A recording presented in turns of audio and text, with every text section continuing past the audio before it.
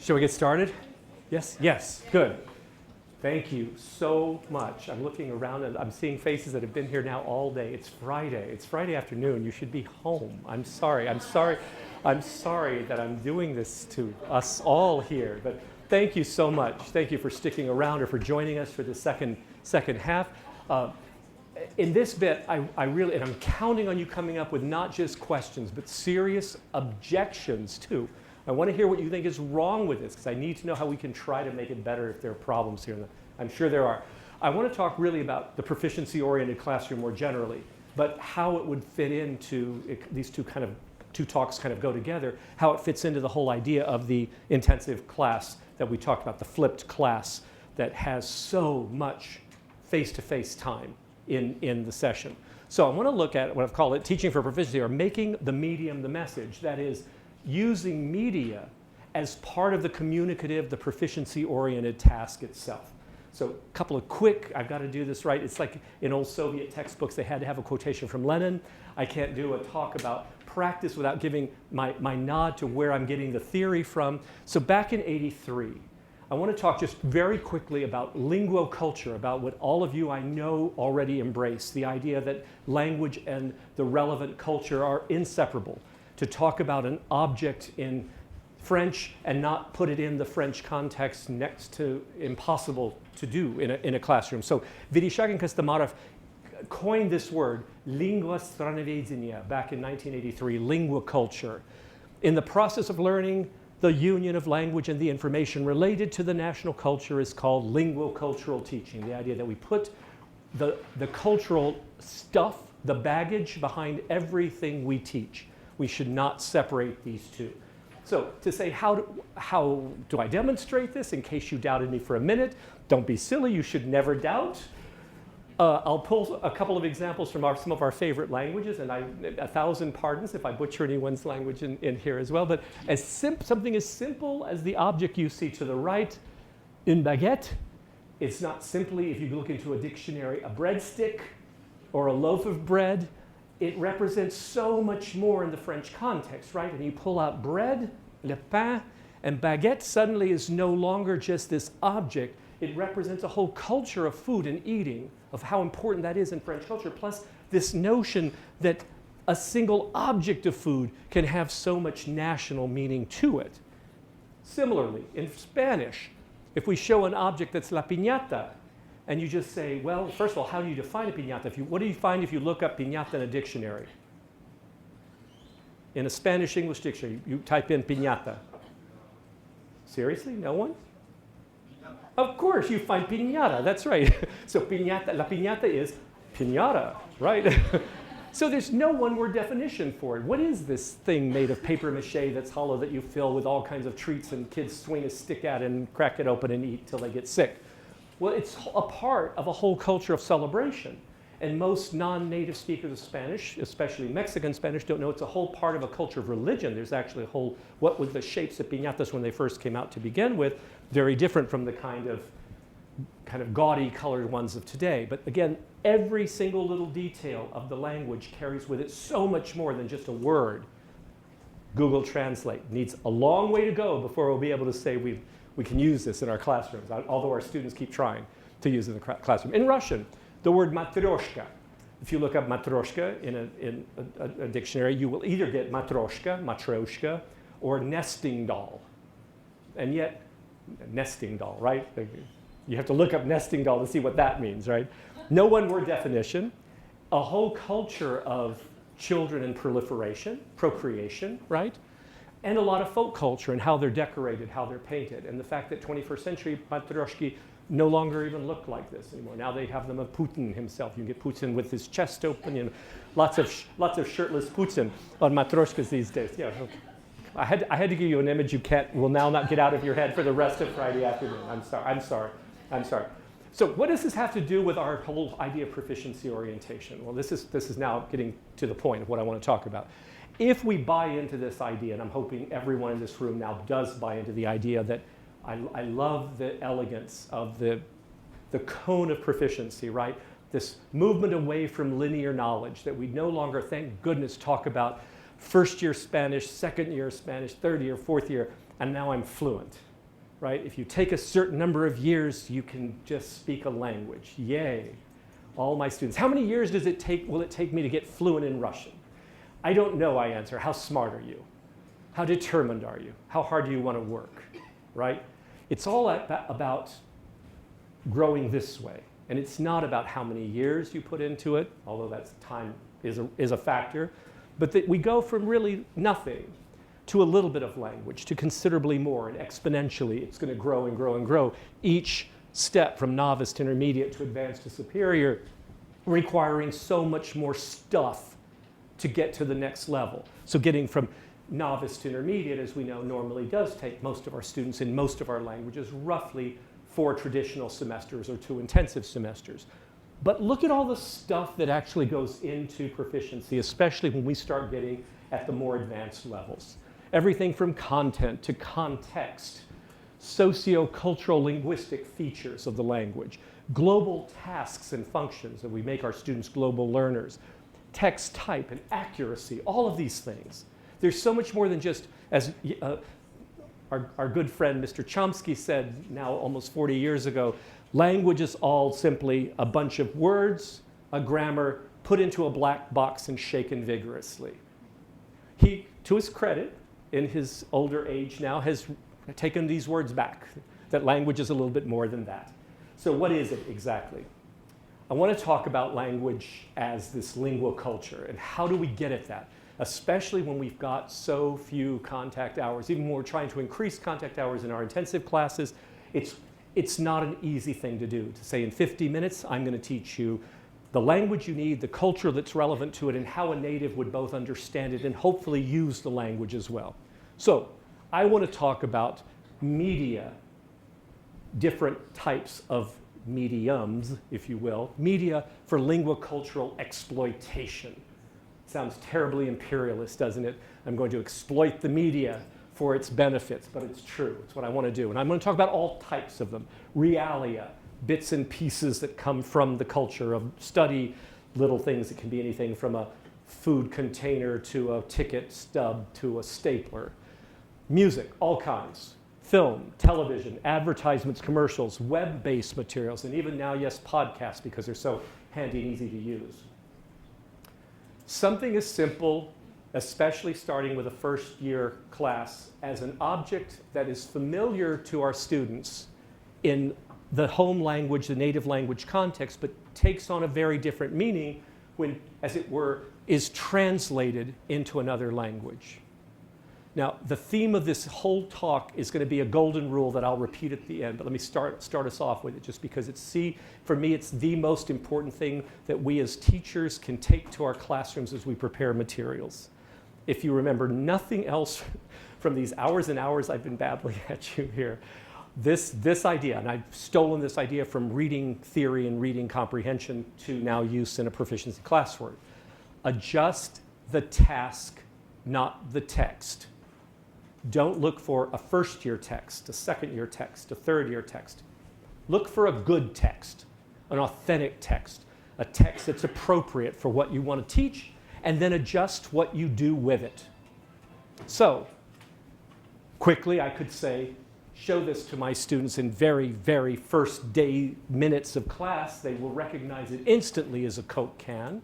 It looks like a Coke can, but funny, it's got Cyrillic on one side of it.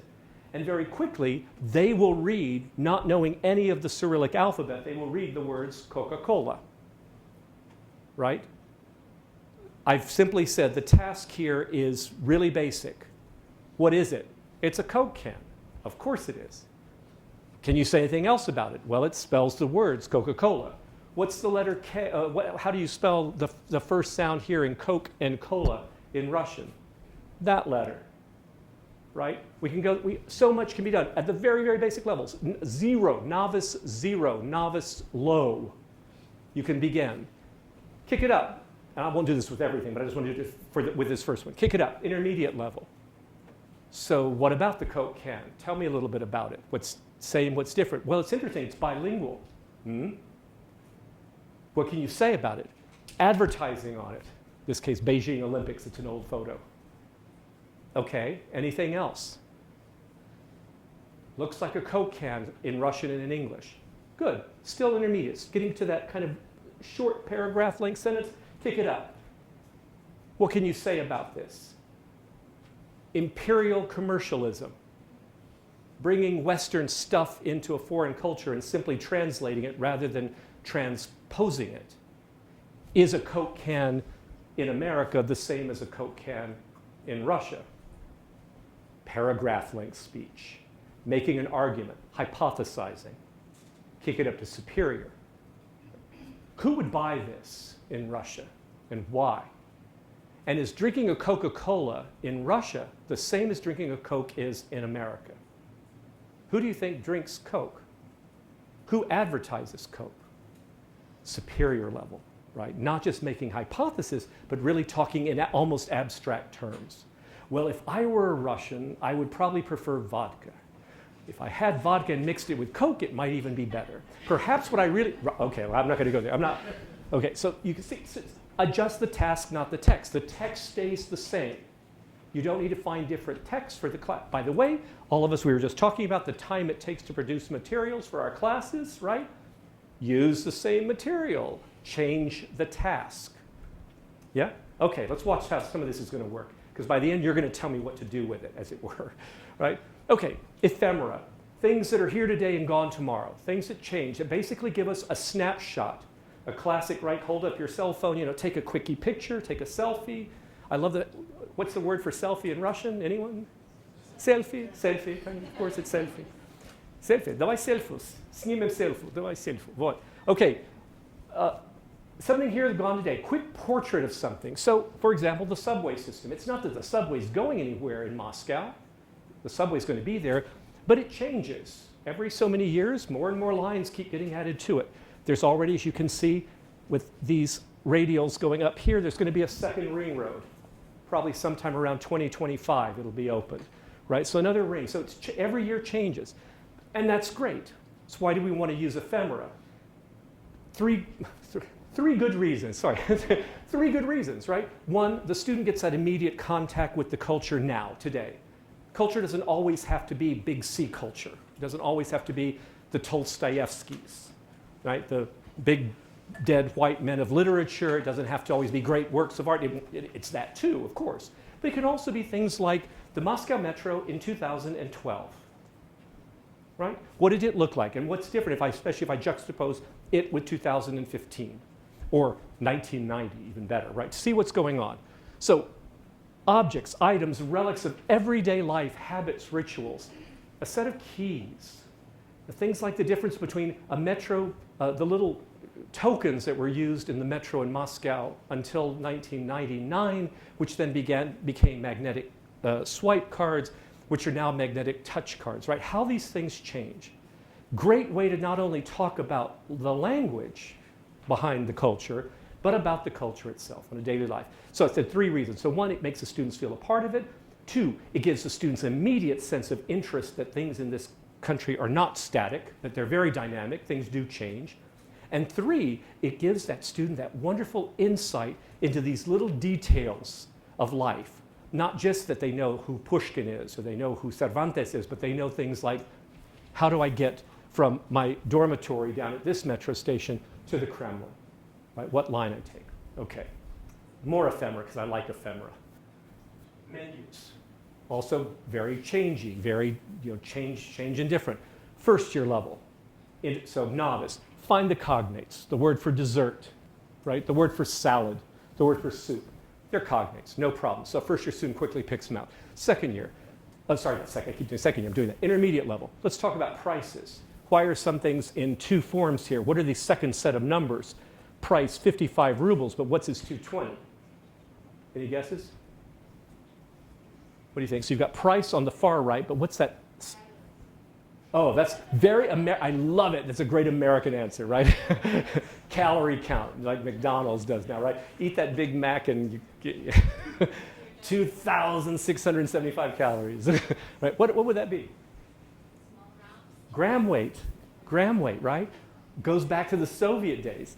Everything measured out so you knew everyone's getting the same size portion. So if you pay 200 rubles and you pay 200 rubles, you're getting the same thing, the same amount. So it's still there, that relic from the Soviet days. Kick it up again. I'm not going to do that. I said I'm going to stop doing this, but kick it up again. Why is this particular menu strangely without any meat products? Well, at the top is a fairly tough word for most of our students. Постное меню. It's a Lenten menu. What's a Lenten menu doing in atheistic Soviet Union, post-Soviet Union now? Well, the whole right. So now at this higher level, we can talk about things like what makes up a Lenten menu. Why is Russia doing a Lenten menu? Take it up to the advanced and to even the superior level, and let's talk about where we are. Look at the name of the actual. I'd ask my students, look at the name of the actual menu of where we are. Is this a menu for a fancy restaurant? Is this a menu for a lower class restaurant? Where are we? Look at the items of food and speculate on why that is. What do Russians eat? When do they eat these things? And so you play with it. Adjust the task, not the text. Metro card. Real simple, right? Objects and idea, metro ticket. How to use it. This one's so cool because it's simply the simplest task of all. I use this on OPIs all the time. I hold it out to the student. What is it? It's a metro card. Have you ever used it? Oh, absolutely. I use the metro card. Yes, yes. So tell me, I've never done it. And they look, because they can tell, they know what the next question is. Explain to me how to use a metro card. What do you do? And they say, well, you use the metro card to get in the metro. No. Go through the whole thing. Buy it, and then get to the station. Tell me, so what do I do with it? I show it to somebody? Do I, wave it under my nose? What do I do? And then quick, how do you say to touch it to the yellow circle on the turnstile? Vocab, right? It's not just it's great stuff. OPIs are fun, right? And it's not all about vocab. Okay, other media. Newspapers, including dailies, weeklies, even just simple articles. Editorials, terrific, by the way, in a classroom, because point of view, especially as you get up to the intermediate advanced level, give an opinion, give a counter opinion, it's great stuff. Feature writing. I love popular press in particular because besides it being very glossy and colorful, it's always controversial. It's like, it's the equivalent of the National Enquirer, right? This is the Argumenty и Fakty, which in Russian actually is considered a serious source of news. But as you can tell from the way it's kind of set up, it's a little bit trashy. And so everything in it from, gosh, you can see here, the advertising on the side, table of contents, the individuals at the top, tons of material from this one single item you can use in class as well. Media. Okay, I love advertisements in the US, and I certainly love them in our studied cultures. In these short little bits of stuff, so much information has to be given out. I mean, you're given either 30 seconds, at most a minute, to convey, ideally to sell a product. The more difficult the product is to sell, the more interesting the ad has to be. Think about that, actually, right? How hard is it to sell, things like bars of soap, to sell soap products, literally? I mean, everybody uses it, but do we really think about buying Dove over Dial or whatever, right? The ad has to really tell us that. Russian or other cultures, especially those that are adopting the commercial form only recently in the late 20th, early 21st century, are unusually good at conveying some of the best visuals with some of the most interesting, persuasive language. Any Russian speakers here? A few, good, but not many. I can count them on one hand. Good. The fewer the better for this, because I don't want you even to think about so much the language here. Watch the images in this short ad to say what's being, as it were, sold here. This is a public service announcement, okay? So it's not a particular product, rather it's, how do I put it without giving it away? It's sort of a service, let's call it that, okay? So I'll just play this a little bit for you here. There we go.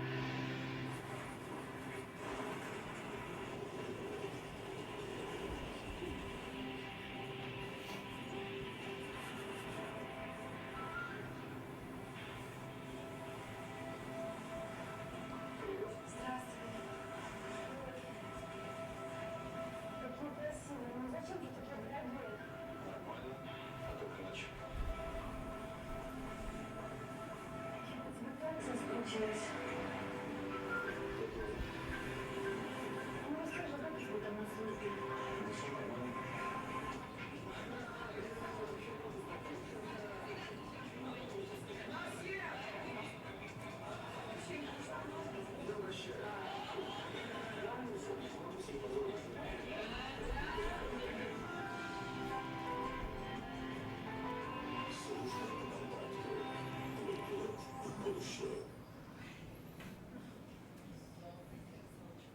what's it about? Soldier. Becoming a soldier, and what about becoming a soldier? You're get the girl. Someone said you're a man. You're a man. You get the girl. Well, that's kind of the same thing. No, at least for the Russian. So the line at the end, the final thing says, contract service. That is becoming a mercenary, basically, right? Serving by contract, your ticket to the future, right? This is Russia's new policy. They now have, obviously, they still conscription, but there are so many ways now to get out of conscription. Yay, finally, at last, there's kind of, you can actually be a conscientious objector now in the Russian army, but there's also ways now to serve even when you haven't been called up, just as a job.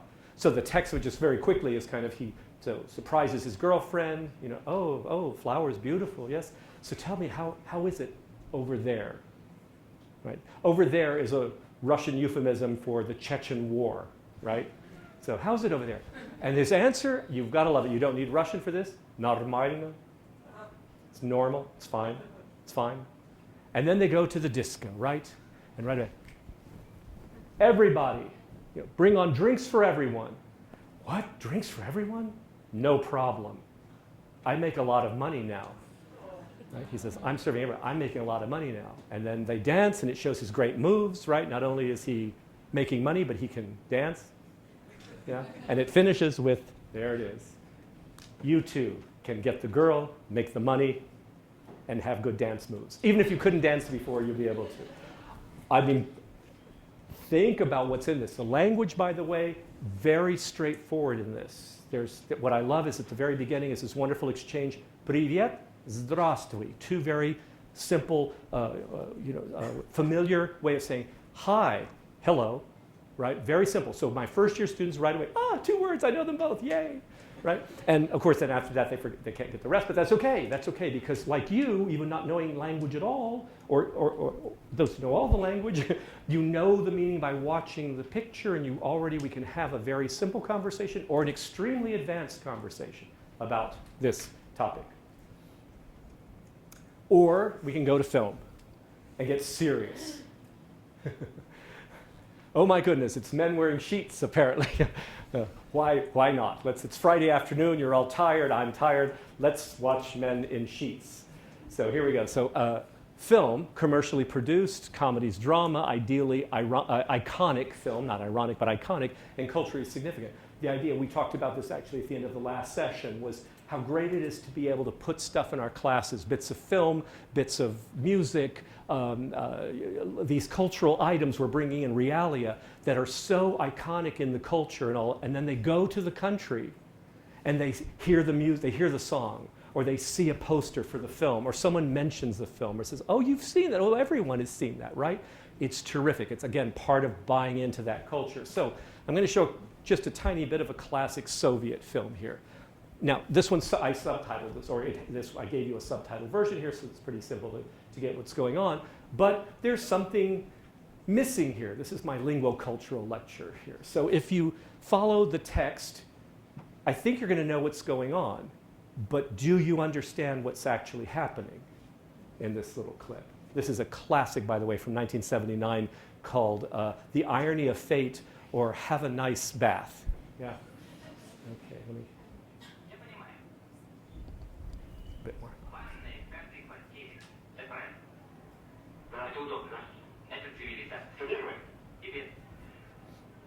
Но сам процесс мытья, который в бане выглядит как торжественный обряд, в ванной просто смывание грязи. Это первое? Да, тебе. И потом добрые пожелания с легким паром в ванной.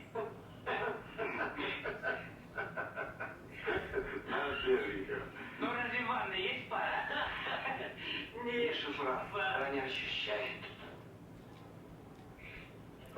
ребята, как тут не прекрасно, но мне пора. Все-таки ты не хороший человек. Почему? Мы все ждем. А чего лжишь? Ты что, хочешь уйти сухим? Не хочешь отметить свои женитьбы? Здесь в бане, что? Ну, все меня, ребят. Вообще, Женя прав. В бане же не отпускают. Ну, конечно, нет. В бане. А, если бы не я, то вы все тут без меня пропали. Вот. Нет, ну я не буду. Не могу. По одной, потому что мне-то лично на аэродром. Люди, не волнуйтесь. Всем надо быть в форме, всем надо Новый год встречать. Ребята, давайте завтра, а? Приходите ко мне завтра. И вообще вы так редко встречаетесь. Давайте я вас с женой познакомлю. Завтра я буду в Ленинграде. Ну, пей. А все-таки интересно, Женечка, что ты в конце концов Ну выбрал? что? Что? А кого? Это ужасно. Водку после пива. У меня ночное дежурство было. Сотни пациентов. Ваша шоколадка? Кокаина есть все-таки закуской? Ну ладно, давайте по глоточку несем. Ладно. Скажи тост. Ты из нас самый красноречивый. Да. Ты нас самый недалекий. Я говорю. Ну ладно, давай. Ребята, выпьем за Женечку Лукашина. Марик, перестань. Нет, ребята, давайте без дураков. Самого застенчивого, действительно, из человека, который, наконец, преодолел себе это качество и женился. Последним. Жень, последним из всех нас. Жень, сейчас, серьезно. Как друзья, будь честным. Будь честным. Будь честным, Женя. Ну, Спасибо, за это надо. ну, серьезно, это да. Ну.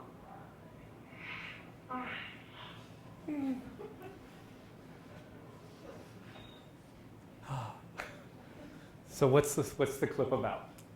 2 minutes, 13 seconds. What's it about? First thing, so I can ask in first year Russian, right? They get bits and pieces, a few words here and there, but not much. But watching it all to say, ask them in Russian, где мы? Where are we? Bathhouse, right? So, and we would have had the word by that time to say, мы в бане, we're in the bathhouse, right? But now comes the cultural literacy part. That's a great answer. By the way, we've just had a communicative moment, right? Question, where are we? Answer. But now does the student understand, where are we? So what is the bathhouse in Russian? Well, apparently a place where, by the way, in this one, you can't see in this picture, but there's a scene where you can actually see on the guy's chest a few, they look like black spots, but they're leaves. Okay, yeah. You beat each other with sticks, right? With leaf, yeah, birch bark, and yeah. So what goes on in the banya now becomes part and parcel of our class now. What actually is happening? And the wonderful bit about this is I can produce 10 other clips from 1979 to present, literally to 2015, of scenes in a banya, men and women, varying different films, different all of banya scenes. So crucial is it as part of Russian culture. So essential is it to understanding what goes on in the banya. This is sort of the equivalent, the best I can kind of come up with, the kind of barbershop, hairdresser place where you get together to do something that's sort of socially bonding, but at the same time you're also doing something that has to do with personal hygiene. Yeah?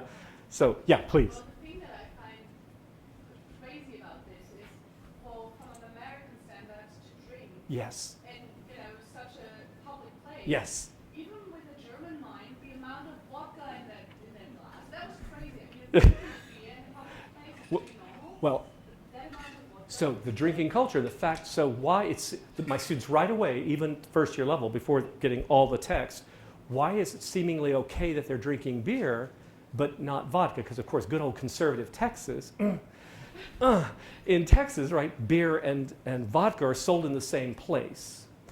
And it can, I don't mean a liquor store, I mean like the H-E-B as we call it, right? The local grocery store sells beer and vodka as well, right? So what's the difference here? You can drink vodka, but you can't drink beer. Vodka is not considered alcohol in Russia. Even in Soviet period, wasn't. Wine and beer fall into a different category, right? So a whole culture here of drinking that we could talk about for classes on top of classes. All of it, again, how building proficiency, adjusting the task. Start off very simply. Where are we? Who are these guys? What's going on? Where's he flying? Where's this guy going? Leningrad. So real simple can-do statements up to very important questions about exactly this question. What about this drinking culture? And why is this guy, by the way, what's his profession? The guy who's getting married tomorrow, there's a hint of his profession. He said, I had night duty the other night and saw patients, right? So yeah, he's a doctor, right? He's a doctor. Is so worried about drinking beer and vodka. Anyone here ever do that? There's a Russian expression, vodka after beer, or it says beer after vodka, you can walk home. Vodka after beer, and you will never find your home, right? Right? Yeah, yeah. The thing that I'm struggling with when I introduce culture in a beginner's class is that the students are so interested in culture and they want to talk about it, but they have this very limited vocabulary. That's right. So keeping the classroom in German, but at the same time, talking about the culture is very frustrating. Absolutely, I couldn't agree more. And indeed, in using something this detailed as part of a cultural lesson would require, to me, one of two different kinds of tracks. Either you do agree that you're going to do short little discursive in English with them, and just agree you're going to do that when you're introducing new culture, or my preferred method, in the flipped classroom, we go back to that, I record, and I have a whole little thing on the Banya that I've done with a Russian, where I'm interviewing a Russian in English mixed with Russian. So I'm still doing language with them. So tell me more about the Banya. Where does this culture come from? What do you do? How does it work? And so forth. Little short segment, 3 minutes, 5 minutes, that becomes something, okay, so now you've watched all this, go home and watch this. Or you can watch beforehand as a preview exercise so that when we come in, you know something about the Banya. You can introduce the culture in all kinds of ways where you can still stay true to teaching the language in the language, I really think. Yeah, yes, ma'am. Sure. What happened to me when usually I introduce something from Italian culture? Right. Sometimes it gets too much teacher-centered because they ask me, and I'm the only one that can provide information, that can provide answers. So how there is a way You to bet. create a more student-centered class instead of teacher-centered? Absolutely, right? Couple of great ways. First of all, throw the onus on them to get the information out of you. Already, just having them say, interview you in Russian or in Italian, interview you to get the information out. And you're only going to give them little pieces until they ask more questions, right? What is a banya? It's a place. What kind of place? A place where people meet. Meet to do what? They meet to bathe, but not just. What else do they do? And get them to be, that's one way, get them to draw out the information from you. Don't just give it to them. They have to tease it out. The other way, which I prefer, have them do little information pods that you put on the Canvas or Blackboard site beforehand. Have students assigned as the information holders, right? To say, you, and you are going to do pod number 1, pod 2, pod 3 that are going to give information in Russian or Italian and English about what this place is, and then in class the next day, the rest of us are interviewing you, and you need to give us information about this place. It's doable. It really is. I find the notion that we've shied away from little c culture so long because, yes, it requires a lot. It's the whole point of it, right? It's the kind of culture that requires us to explain, and yet we don't want to do that in the classroom, in the flipped classroom in particular. So don't do it. Put it out there for them to do either before or after class on their own, and then come back to class to use it. When you can go back to this scene, they understand what's happening. You can now start to talk about all kinds of things, right? That are actually going on in it. Who's in charge of this group, right? Who would you say is the kind of leader of this group? What is the guy doing with vodka in his bag? Why is the vodka in the bag? These are now no longer novice or even intermediate questions. These are getting a lot tougher, right? And you can do all that. You can flip it. You really can. All right, let's try a couple more here, because I'm getting to where you guys get to play. It's your turn. So since enough Russian, since you've now all learned about it, what you're all, at least, if you don't, you are, what, 0+ now? Novice plus in Russian, because you've now had so much comprehensible input. Let's see what you do with stuff in English. Yeah? So, I want to put out 3, we'll see how time goes. Yeah, let's maybe just do 1 or 2, just to kind of give you a sense. I want you to play the idea that here someone has presented you with the task, as it were, of here's material you're going to use in your class day after tomorrow. You've got to turn this into level appropriate material for your proficiency classroom. So think of who you teach. Are they novice? Are they intermediate? Are they advanced already? Or goodness, I hope, getting up to superior? What would you do with this? And I've picked these clips in particular because they can be used from 0 to 5, from novice to distinguished, actually not even superior, above superior, fully educated native speaker, right? Someone who really knows this stuff. Is this visible there? Is it, this is pretty much all dim here, but can you see these? Can you see the screen reasonably well? Yeah? Yeah, sort of? Yes.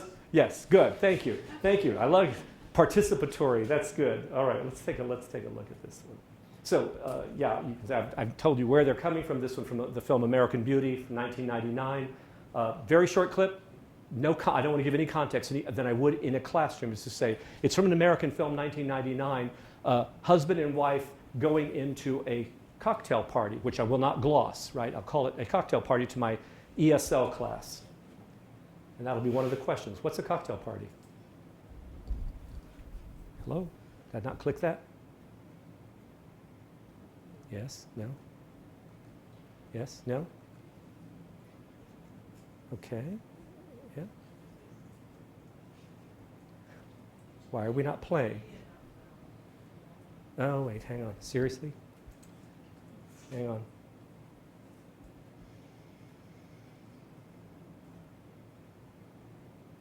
Oh, my bad. There we go. Sorry about this. 2 seconds. I will find the. Where is it? Movie. There we go. Now you'll be able to at least see it better this way. There we go. Okay, let's do this again.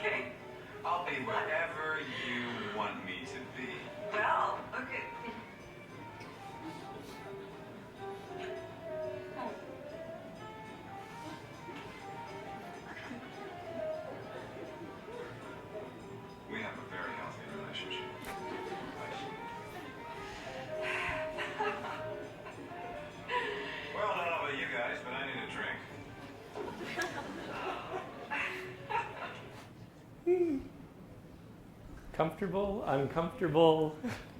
Okay, so at the novice level, and I've tested this stuff out with Russians, ESL students, and it's quite fun actually because you don't, if one puts it out there to say I'm gathering data on what, what I want to do with this in a classroom and say sort of, what do you get out of this? It's terrific because what do you think novice level students got out of that clip?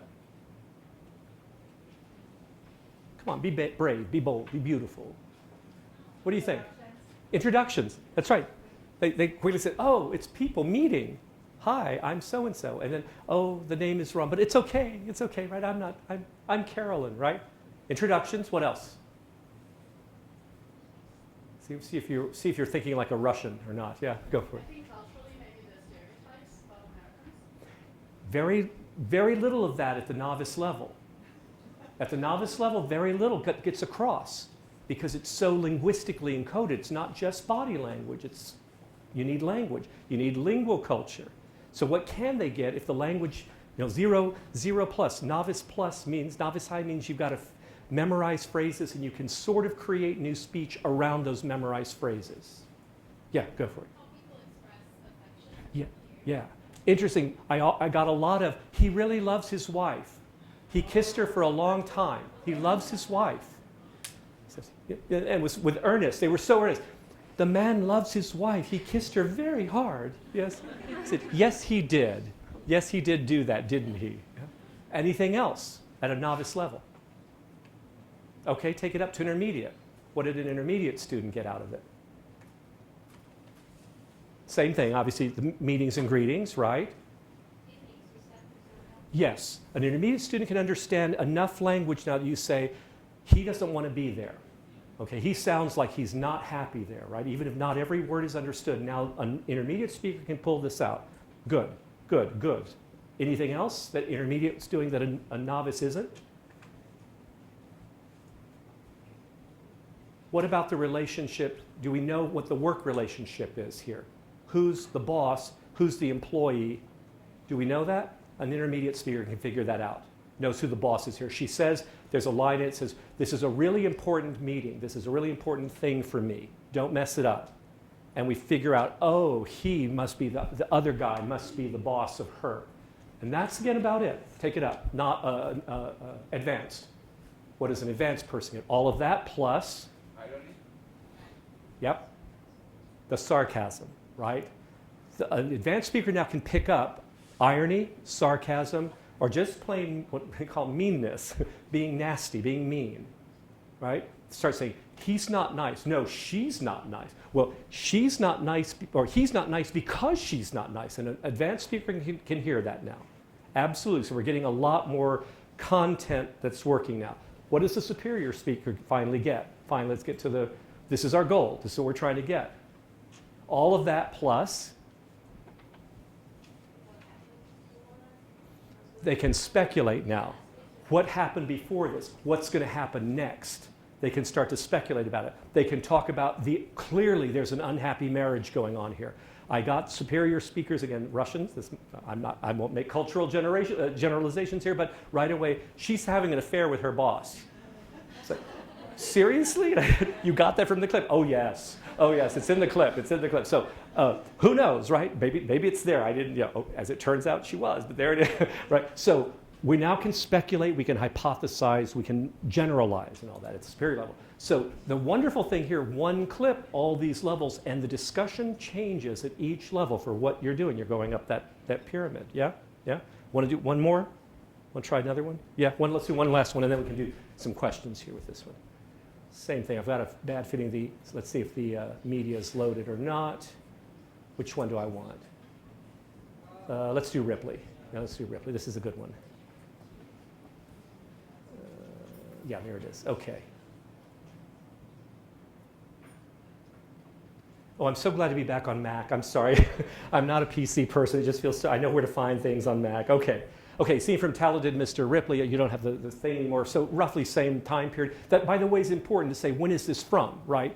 It's even for a novice speaker to contextualize, this is a cultural portrait from the last millennium, really, right? 1999, technically. It's still from the late 20th century. So what does it have to say? What's going on? We don't, decide yourself how much preview material you want to give the student. So watch the scene. Again, interplay among three actors here. And what's cool is that most of our students, of course, regardless of our ESO classes, would know who the actors were, if not maybe seen the film themselves.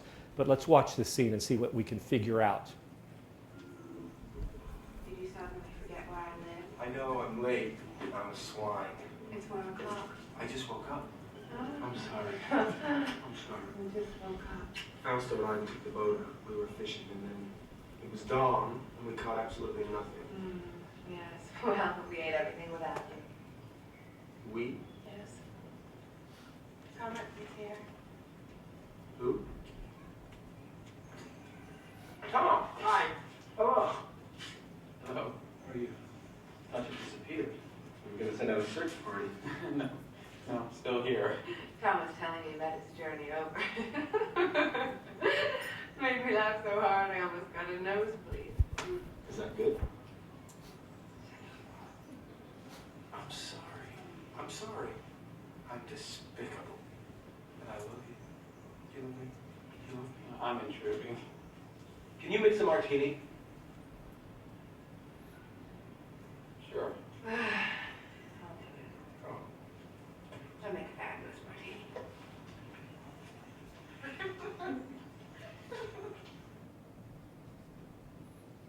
I'm showing you nothing but troubling scenes here. Yeah, people, really dysfunctional relationships in all of these scenes. So what do we get? Quickly, we'll do novice again. Very quickly, you can get great greetings, actually. It's a really cool little scene there. Hey, hi, how are you? Long time no see. It's been a long time. And indeed, one of the students in my test group, who I think was at intermediate, had seen the film with Russian, obviously dubbed into Russian, but right away just threw up his hand and said, he tried to kill him. He goes, the reason this sounds wrong is because he tried to kill him. And everyone in the class looks up and says, what? No, he didn't. You know, he did not. They're friends. And I loved it because, of course, at the intermediate level, to and this was in English, to have this conversation was kind of cool. But absolutely. So we've got very basic introductions again. What else? There's some really good kind of novice level language here. You could, the setting, right? Absolutely. Look at this great scene to talk about. Items of clothing, things on the table. This is really like set up from a textbook practically. Yeah. Absolutely. I make a great martini. Great, by the way, that verb, really hard in English. I make a great martini, right? To make a martini, right? You don't cook it, you don't bake it, you make a martini. It's nice, yeah.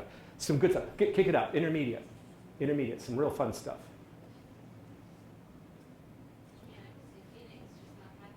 Yes, we get some similar things here. Not till advanced are we going to get some differences. So a little bit, it's uncomfortable. Yeah, she's happy to see him. What's their relationship? What's the relationship between the two guys? We can talk about that. Advanced now. Now things are going to get different. What do we see or hear in the advanced level? Nothing? No, there's much.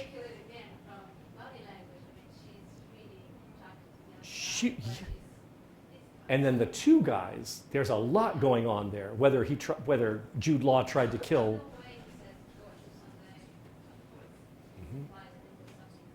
Now, my favorite superior level, and I'm going to pull some concrete examples. So right away, one of the students says, Ripley says, I can make. Ripley says, I'll go make the martinis. And then she rolls her eyes and says, oh, I'll do it. And I asked, what does that mean? It means she knows that men can't really make good martinis. That was terrific.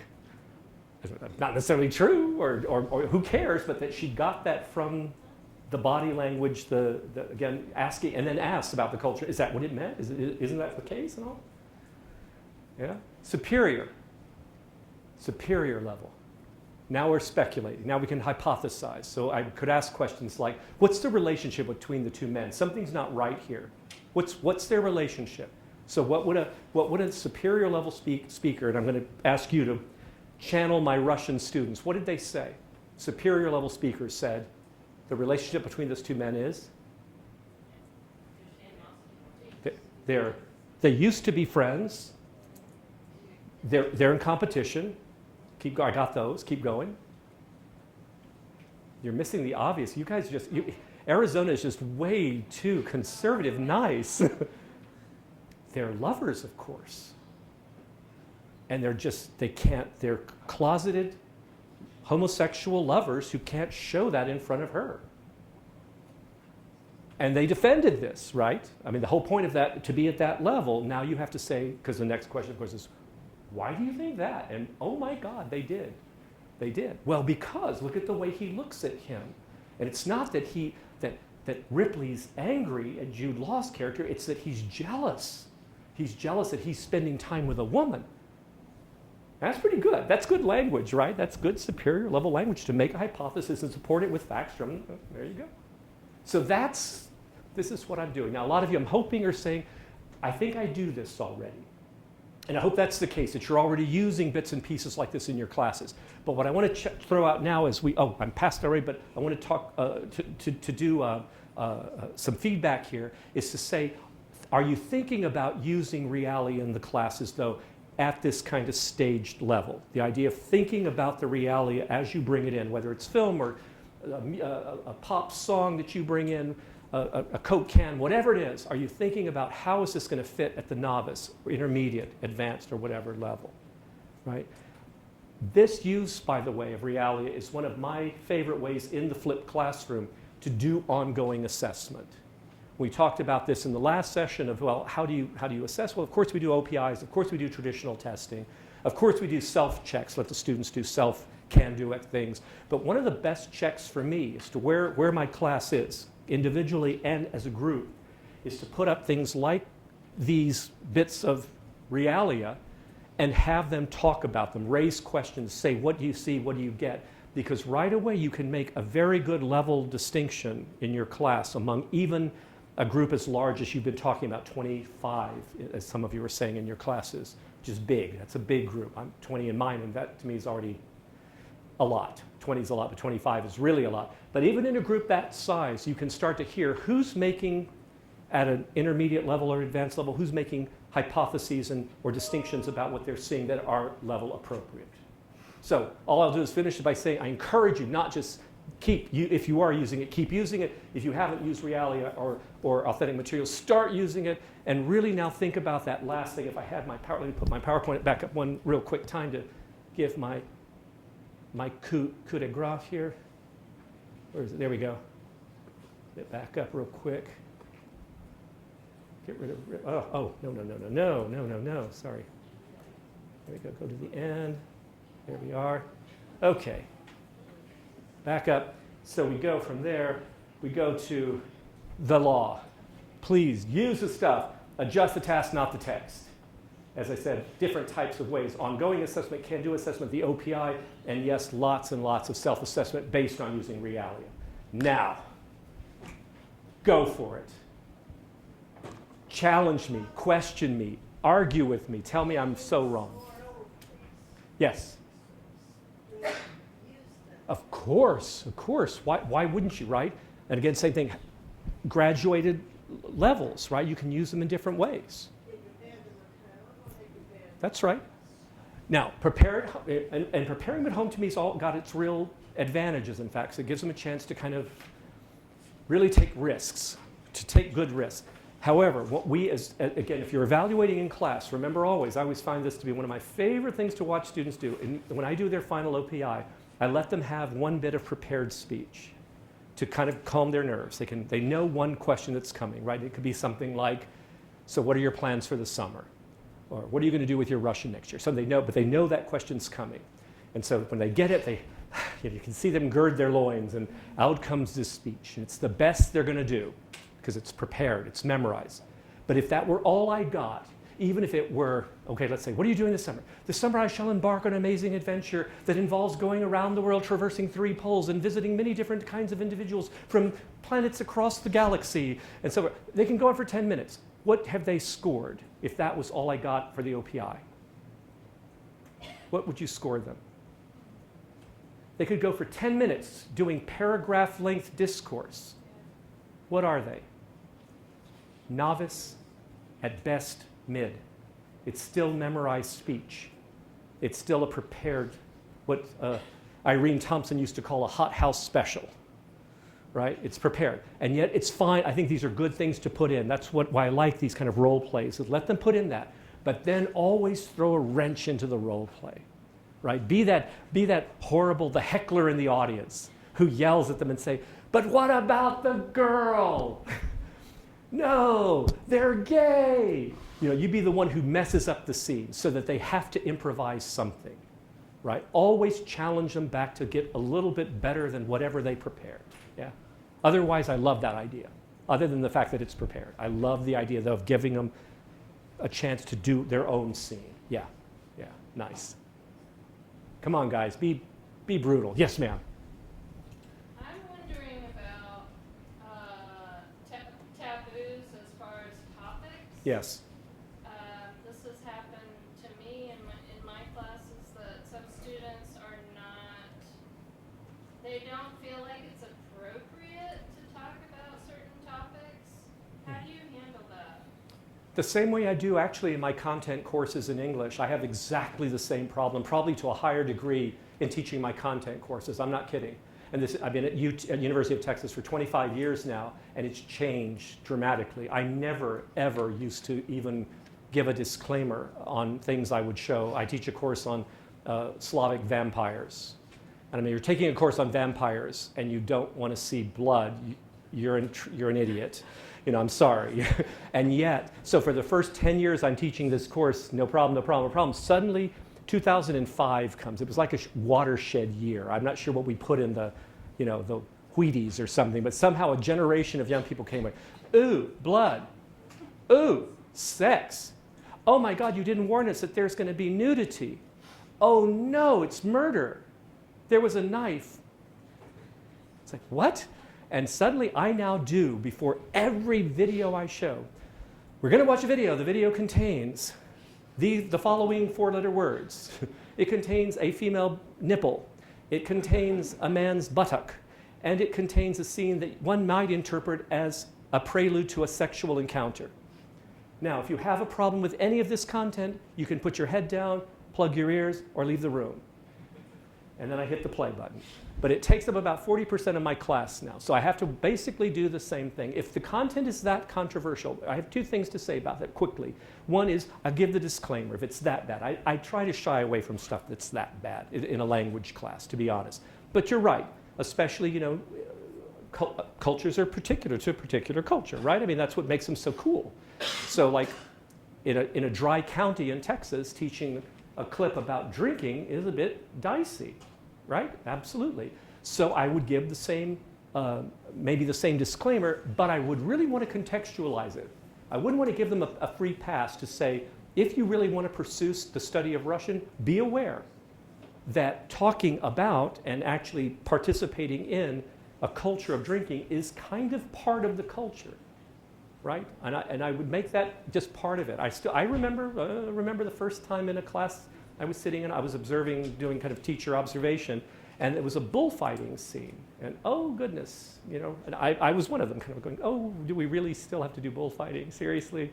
But so we had some serious kind of PETA people in the 3 of them who just said, no, it's cruelty to animals, you can't show this. So you're right? We have to kind of balance off cultural appropriateness with our sensitivity to our students. But I want to cut it off at a level, right? To say at some point, if you want to do Russia, you need to do this. If you want to do Italy, there are things you need to do that you have to understand about gender and sexism that are part and parcel of the culture. If you're going to do any of the Middle Eastern languages, you know, again, there are just things that you have to do there. Yeah, I think that is also much more acceptable if it's an in-person class, but in my online class. Right. Good point. This guy starts writing an email about how he doesn't agree with. Is a disclaimer enough? I don't know. I think the disclaimer at least covers you. Yeah. You're not going to stop people from their behaviors, but at least by doing the disclaimer you say, and your response would be simply, Because I'm sorry you were offended, I tried to Right. warn you. That's my thought as well, is how are you going to learn the language if you don't learn? That's right. That's right. I mean, I say the same thing again. I go back to my vampire class and say, you know, honestly, why are you here? If you're, you know what the content is. And if I've gotten to where now I do write on all my syllabi, I do write if there's, you know, questionable content. And God, in Texas now, that means anything is questionable, just about. So I always put disclaimers, you know, this course contains material that, you know, we will watch films, and the films have scenes of nudity or have scenes of sexual encounters or whatever. My wife was called up, she teaches comparative literature, for showing a scene from Blue Velvet. And absolutely, you know, women in the room, oh, this is so anti-woman, you know, you're endorsing rape. my wife was, "Are you crazy? No, showing a film does not mean I do what I'm showing. I'm not a vampire, really. Oh, I'm not really."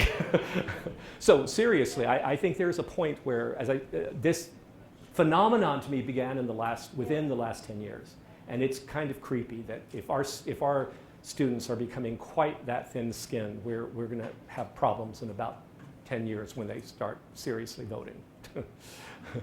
Yeah, but good question. Yes, ma'am. I 100% support everything we've heard today and everything we've talked about. My only problem that I still have is about grammar. Yes.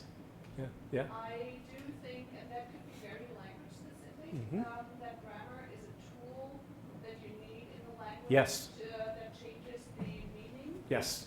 And therefore, what I do, and I don't know if I really want to get away from that, is we let the students experience and the grammar through meaning in the communicative classroom.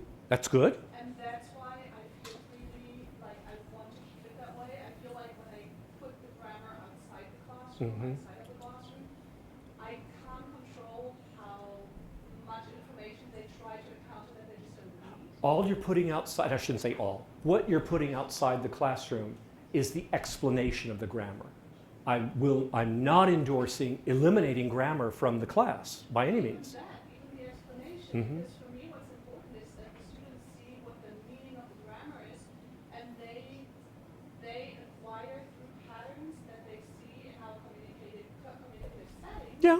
That's the rules that they see through the pattern in the classroom, and therefore they don't need additional explanation outside of the classroom. Oh, so you're saying eliminate grammar altogether, or? Not altogether, but they just need what they need to communicate. That's fine. What we do in the classroom, so they don't need anything outside. That's cool. That's cool. I'm basically saying don't spend class, because I've been observing part of what I do is go around seeing what teachers do in the classroom to tell them to describe to them what they're doing. And I've seen, if I put a percentage on it, over 60% of the classes I observe have overt grammatical explanation as a major part of the course. Right. Major. On the board, writing. We're going to do forms of the imperfective. Here they are. Here's all your forms. And here's a verb. Here's first conjugation, second conjugation, third conjugation. Let's conjugate verbs. Everybody go. Really? You've got 50 minutes of class and you're going to spend 20 of it conjugating a verb? That's what I'm trying to say. Get rid of it. And that phenomenon is still very prevalent in spite of the proficiency movement. And these teachers, by the way, every single one of them, they wouldn't have called me in otherwise, think they're teaching a proficiency classroom. And for them, and the argument is, which I fully buy, grammar is part of proficiency. Duh, of course it is. Russian is a grammar-based language, even more than German is, right? We have to have it, and I insist on grammatical accuracy. I'm kind of a grammar maven. I really want them to get it right. I want them to sound good. I want them to sound like an educated speaker, not a bumpkin, right? So I do fix grammar. I correct grammar. I, massage it when they use it. But I don't explain it ever in class. And that's all. That's the base for me of the flipped classroom, is to get whatever grammatical explanation you've been doing out of class out of it. Do it outside, not inside of class. That's it. Yeah. But oh no, yeah, please. It's still, grammar's there. It's still grammar, languages are still grammar lexicon, it's still there. Just no, that shouldn't be the focus of the time we have in class. Yeah. Yes, ma'am. Yeah. Could you put the previous slide back on? I sure can. Yes. Okay. Okay. So you said they have a pro-achievement test every 2 weeks. That means you spend one class period every 2 weeks on in-class testing? Correct. There's that. I can hear the question. Okay, so the question is, I had mentioned before about this pro-achievement test.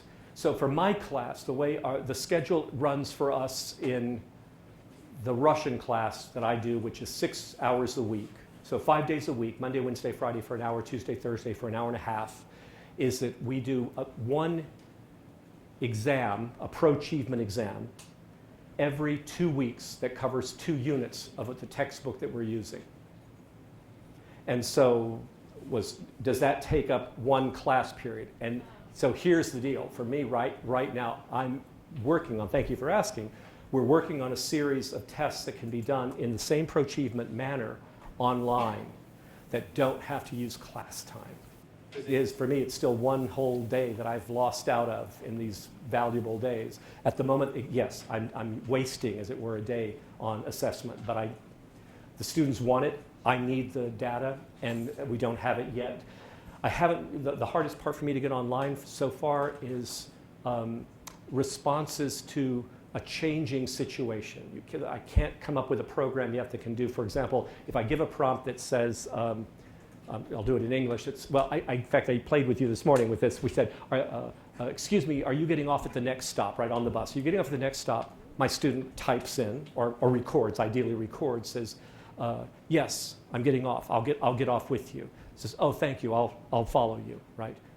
But the student records, are you getting off at the next stop? No, I'm not. Pause. But the prompt comes up. How does the prompt accommodate for a change in answer? That's the part, that kind of, because I want that communicative part there. We have at this point in the written exam a kind of guided conversation that just allows the student to fill in what he or she wants to fill in. Big D, and then I just correct, I grade it based on what the answers are. But how do we do that online? That's still a tough one to do. The computer can't quite figure out what responses are correct, socially correct or not in the situation, that's all. But I do very much want to move that out of my class. Yeah, that's my next big, what I keep thinking, what can I take out of my class, right? What can I get out of the class to have more time to do the things we need to do in it? That's one more. So this, so this is now asking, Can-Do gets them to say, okay, I can do this, I can do this, I can do this. Self-assessment actually has the students say, not what can I do, but to justify, using literally using the AFL guidelines, I think I'm an intermediate mid because, and use the language from the guidelines. We do this at the very end together. When I rate them and so forth. It's kind of, all of this is part of that self-awareness about where you are with the language. What are your abilities?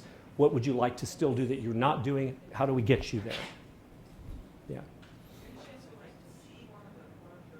OPIs? Oh, Proachievement test. Absolutely. I probably have some with me here. Do you want, like right now? Yeah, I can absolutely send you those. And I have the 2 syllabi for you for both first year and second year. Yeah. Anything else, please? Comments, questions, please. You guys are still too nice. Come on, I need some. When I do these at UT, they're vicious. Do you have any complaints about, I don't know how much is the textbook you're using. Yeah. Do you have any complaints about, we're paying so much that we're not using it in the class? No. That's a good question, though. Actually, that's a very good question. I do. Oh, I do too. I suddenly went, wait a minute. But we do use the textbook, but not the way the students think we should be using it. See, they use it a lot more than I use it in class. So all the grammar explanations are part in the textbook. So they know it from the text. They've been using it a lot. So I think the reason I don't get complaints is because they feel like they're using the book a lot. We just don't use it very much in class. You're absolutely right. I kind of smiled going, no, they don't complain about it. Because no, our book, like all of them, they're about $200. So they're not cheap, right? They're not cheap. The students bought it. They have DVDs and CDs and all kinds of websites attached to them, yeah. So they use all those materials, but in class, not so much. We use the book really kind of just to do a few quick prompts. There are some good conversational prompts that I pull from it. That's it.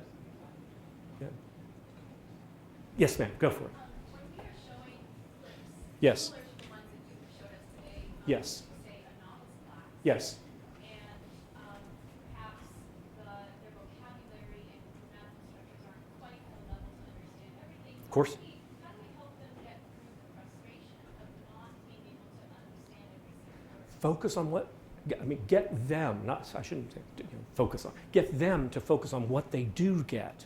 I mean, start off by saying, before you even show it, right, you're right. And again, don't try to find a clip that's, oh, this is perfect for my novice class. Yeah, what are the chances, right? Seriously. Show what's relevant. You're doing a thing, let's say your unit is on second week of class or third week of class, it's on at the university, right? The usual kind of silly topics that we get, but they're necessary. And so you get this great clip that's in a university setting, all this youth jargon and stuff. It's really hard to understand, but show it. And before you start, you say, okay, we're going to show this film. Yeah, it's going to be a lot of stuff you're not going to get, but look, I counted 12 cognates that you will absolutely hear. See how many you can get. Focus their viewing. Again, adjust the task. So the task is listen for these 12 cognate words. They're going to come by quick. So see how many you jot down. And focus their viewing. Focus their listening. The more they see it, and what's cool is then come back to that same clip in week 12 and say, now listen to this clip. Now what can you get? And they'll just go, they'll remember back, right? And you can say, remember when you only got 6 out of 12 words, right? You got 6 out of 12 cognate words, and now you understand 80% of it. It's terrific. It actually works in our favor to be able to come back to these clips from early in the course and say, look where you've come. Yeah. Yes, ma'am, please. How do you handle Sandy. pair group work in terms of pairing up students? Do you do it randomly? Do you let them choose their partner? How do you prevent them from getting in a rut with the same person? If I do see, I usually say just pair up. But if I do see, the same two always together, then I'll just say, oh, and I'll make it a joke. I will say something like, you're becoming an old married couple. You need to split up, right? You know each other's thoughts. That's not going to work. I need you to pair up over here. And so I'll mix them up. But What do you think about randomly assigning a partner every single class? sure, Because we have Sure. a program that does that. Sure. It's a click, and they're randomly assigned. why not? Why not? I mean, the job is for them not to, find a life partner. It's to be able to communicate in the language. The people with whom they're going to be communicating are going to change all the time, especially in country. Why not get them used to it? I like that idea, actually. Yeah. I often, depending on the setting of the classroom, the classic, do the chairs move in the classroom? Right? Are they movable chairs or are they like this? Right? I hope we don't have to teach in rooms like this, but to say, okay, pair, pair, pair, pair, like that, just for ease. But if people can move around, say, you over there, over here, or I'll say boy, sometimes it is boy, girl because of the nature of it, some of the talk, sometimes like the proposal one, I want 2 women, 3 men, 1 man, I'll divide them and say I want these mixed gender couples in each group, just for the exercise, sure. Yeah. And by the way, maybe this kind of goes back to your point. I love it when the students push my buttons in these classes. It's part of, to me, the idea of how far can they go with the language? What can they do, especially in these intensive, knowing that they're not much above, intermediate, low, mid in there.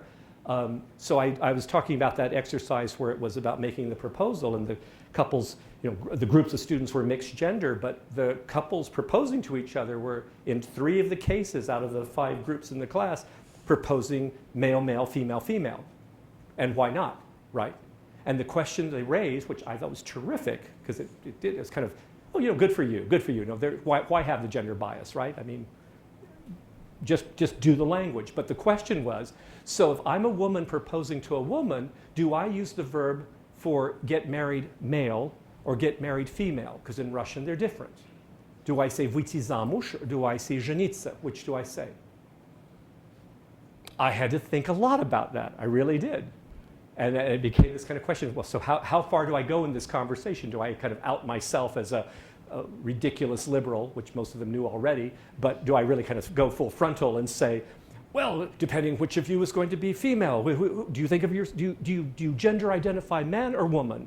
Right? That kind of stuff. I'm not going to do that in a class. So instead I said, what do you want to say? Well, I want to say, выйти замуж. Say it. Just get the right grammar, right? Go back to get to that grammar thing. Get the right grammar when you say it. Sure. So I like that idea a lot. Yeah. Yes, sir. Please. In one of my classes, I have 12 female students and 1 male. Ah. So I tell them, what would you think if you were your father or your brother or Fantastic. your dad? Oh, that's fantastic. Label. You bet. What language is it, by the way? Spanish. And you've got, seriously, that district, wow, that's odd.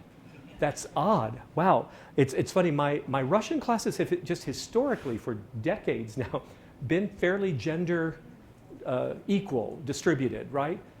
But this year, it's very funny. I was saying, you know, the group I'm taking to Moscow, I always take a group every summer, is all women for the first time ever. And it's always my best students who go, the very top scorers, as it were, the people who have the highest proficiency and also the highest grades. And it's all female.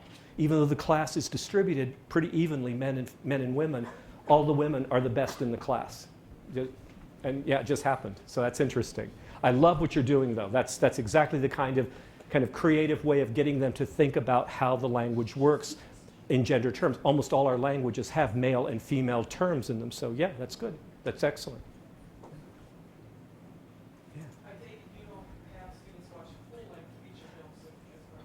So here we go. The question was about do I have students watch entire films, full-length feature films? Not as part of the course per se. However, every time I purposely do use clips that I hope are very provocative and I hope enjoyable, because I want them to then go and watch the film, of course. So I also only choose clips of films that I know we have in our video library, or that they can get off Netflix or something.